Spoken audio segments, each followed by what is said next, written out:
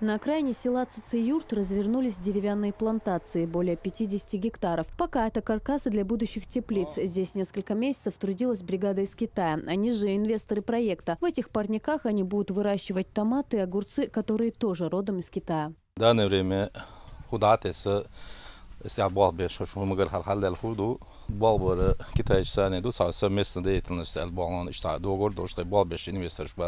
Быстрыми и точными движениями они очищают рассаду от сорняков. Так несколько человек за пару часов обходят тысячи стаканчиков с рассадой. Красные, розовые и даже коричневые выращивают десятки сортов помидоров. Необходимая температура 25-30 градусов поддерживается дедовским способом. Топят дрова. В одной теплице 10 самодельных буржуек. Это не только экологично, но и экономично.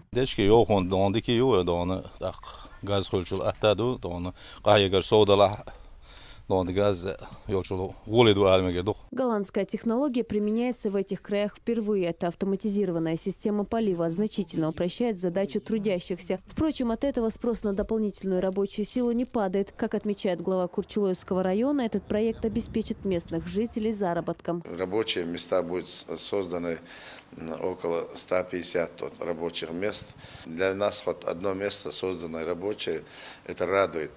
Здесь будущие помидоры пробудут несколько месяцев. Весной их пересадят в теплицы. В перспективе выращивания дополнительных сортов и видов овощей. Зура Саламова, Хаважи Мунаев, Зелимхан Закаев. Новости.